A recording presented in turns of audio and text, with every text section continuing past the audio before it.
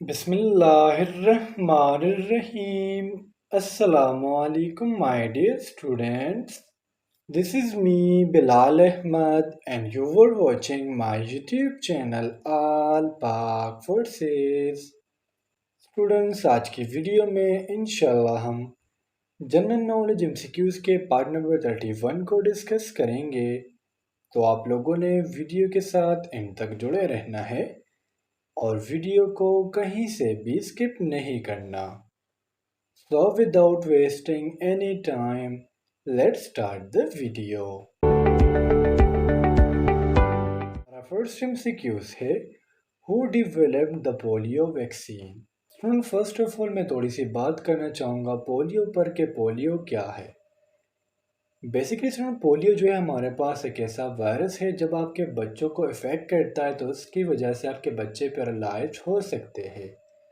यानी इससे आपके बॉडी के डिफरेंट पार्ट्स इफेक्ट हो सकते हैं, यानी आपके हाथ, आपके पाँव एंड सो ऑन। अब पोलियो जो वैक्सीन है स्टूडेंट इसको डिस्कवर करने वाले साइंटिस्ट थे जोनास साक। सो the correct option is option A. Polio virus क्यों दिया जाता है? टू प्रिवेंट पोलियो, या हम कह सकते हैं पोलियो माइलेटिस। पोलियो के हमारे पास टू टाइप्स, यानी हम जो वैक्सीन बच्चों को देते हैं ये हमारे पास टू फॉर्म में एग्जिस्ट करता है। एक फॉर्म होता है इनएक्टिवेटेड पोलियो वायरस और दूसरा फॉर्म होता है वीकेंड पोलियो वायरस। अब फ्रेंड्स में जो हमारे पास सेफ फॉर्म है पोलियो वायरस का वो है इनएक्टिवेटेड पोलियो वायरस, जो with the help of injection दिया जाता है। जबकि जो वीकेंड पोलियो वायरस है ये with the help of oral cavity यानी माउथ से दिया जाता है। लेकिन इन दोनों में जो सबसे सेफ है वो है इनएक्टिवेटेड पोलियो वायरस। नंबर 2 है हमारा theodolite is use to measure. तो थियोडोलाइट हमारे पास एक इंस्ट्रूमेंट है जिसमें हमारे पास एडजस्टिव प्रॉपर्टीज प्रेजेंट होती है।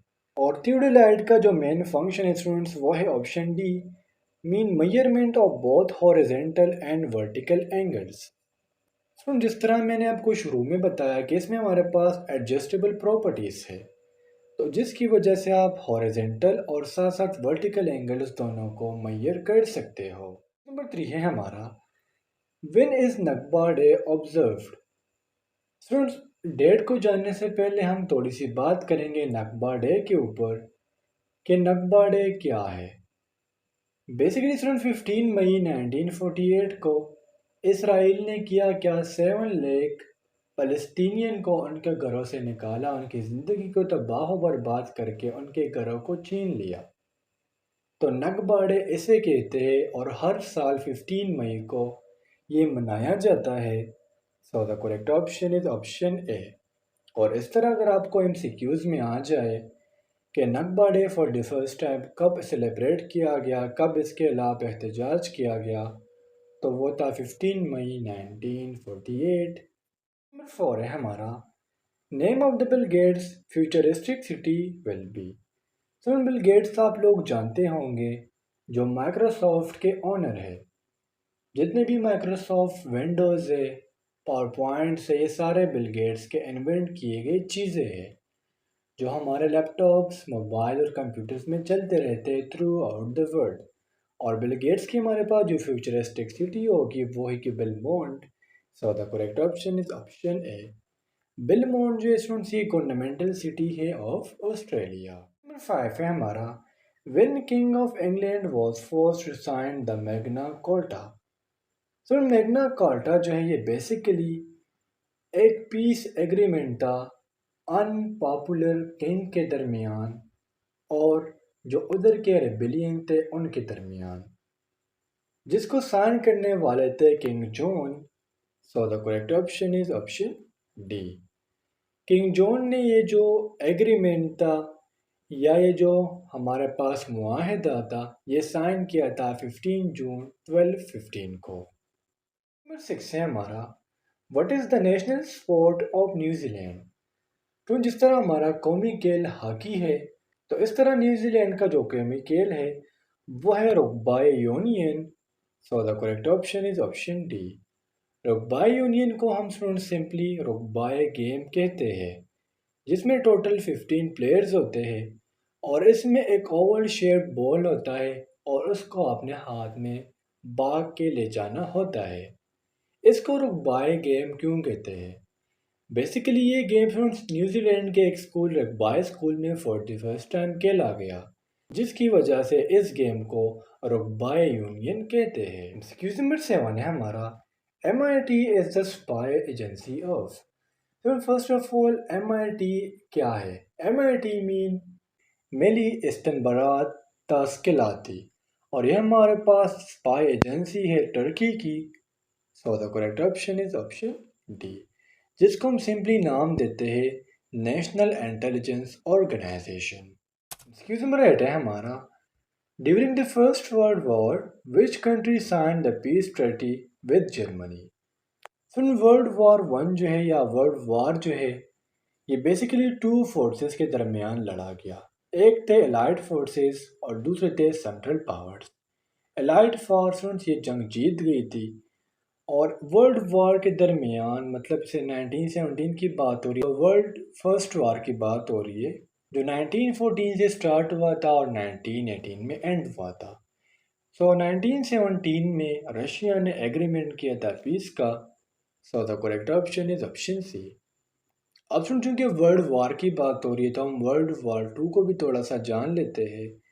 वर्ल्ड वॉर टू सन 1939 को स्टार्ट हुआ है और 1945 को ये एंड हुआ था। इसमें 9 है हमारा, Doha agreement was forged between the US and blank in 2020।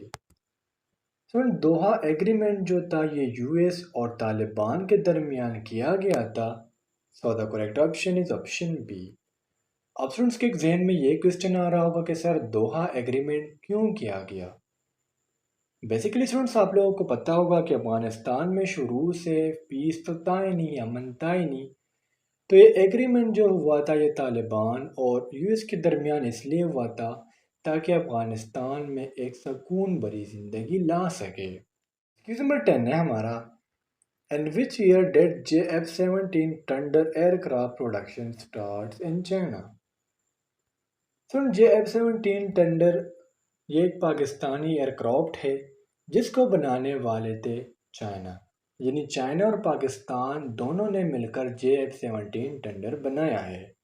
चंगडू aircraft corporation और पाकिस्तान एरोनॉटिकल कॉम्प्लेक्स इन दोनों ने मिलकर JF-17 थंडर को डिज़ाइन किया है। अब फ्रेंड्स आपके जहन में ये क्वेश्चन तो आ रहा होगा कि सर JF-17 थंडर क्यों बनाया गया।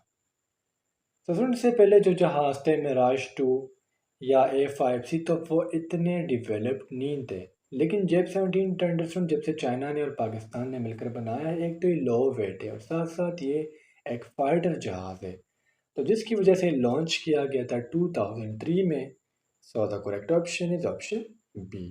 और इस जहाज़ ने फर्स्ट फ्लाइट जो है वो किया था अगस्त 25 2003 को।